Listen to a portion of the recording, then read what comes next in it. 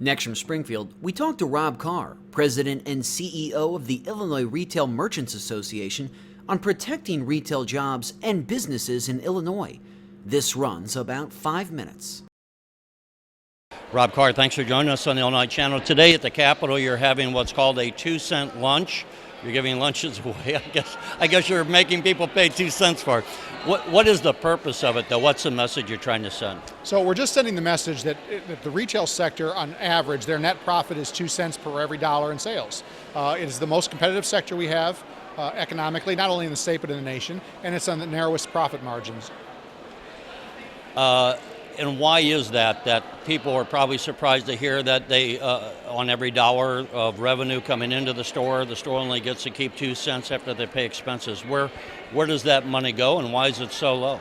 It goes to every expense you can think of. It goes to paying their employees. It goes to the property taxes, all income taxes. It goes to the cost of their goods, insurances, licenses, permits, maintenance, anything you can think of. That's what it goes to in terms of their expenses. And we're simply trying to get folks to focus when they hear proposals in Springfield or Chicago or frankly Washington. People look at each individual issue. I say, well, that issue seems reasonable, but employers look at it in the aggregate. And they only have one pocket to pay out of and one profit margin to pay out of, and they look at it in the aggregate.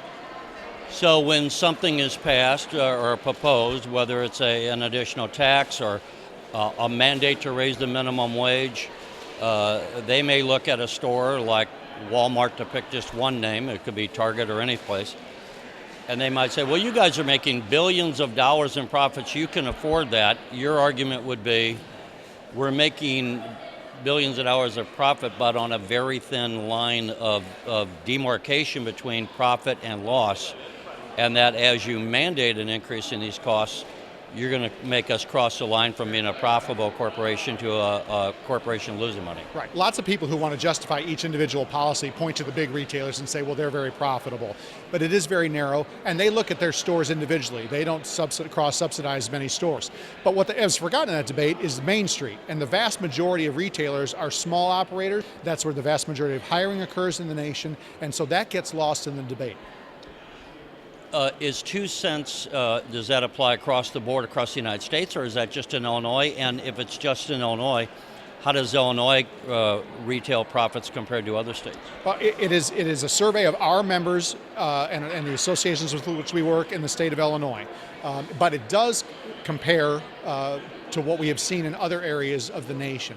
Again, retail is very competitive. What is unique is Illinois, much like New York or California, is a high-cost state, and we are also seeing a lot of proposals that seek to put more mandates on and eat into those 2 cents, and there's just no more room to give. Are there any policy? On one hand, maybe your only policy is this agenda is to say, quit costing us money through adding, new taxes or whatever. But is there anything that you're trying to push or get rid of specifically that would really help out the retailers?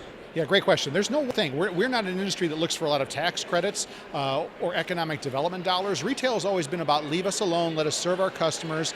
They're very entrepreneurial, very creative. But what they can't stand is this deluge, essentially, that we're seeing both from the city of Chicago, the county of Cook, and Springfield, not only of enacted proposals, but actually just proposals that are eating into their ability to simply survive. What we've seen in the city of Chicago is they're on the path to increase their minimum wage to $13. We've heard from employers and employees that they're getting reduced hours, they're being laid off, benefits are being cut, and that's because businesses have to make a decision. They shut their doors or they have to cut back somewhere to afford these things. And some are closing and some are cutting back, but they do have an impact. Before we close out, tell us how big of is retail as part of the Illinois economy? How many revenues, if you know, how many people are employed by it, and maybe even all those people that are employed secondarily, delivering things, the drivers, the truck drivers bringing product to the stores and all that.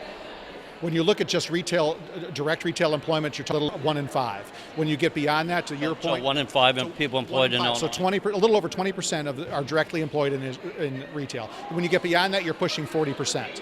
But the more important question is, we're the second largest tax generator for the state in terms of revenue, and we're the largest for local communities. So as the retail community is pinched, as fewer of them are not able to thrive, let alone grow, that directly impacts the ability to afford services. Well, Rob Carr, thank you. Thank you. Appreciate the time. Thanks for coming out.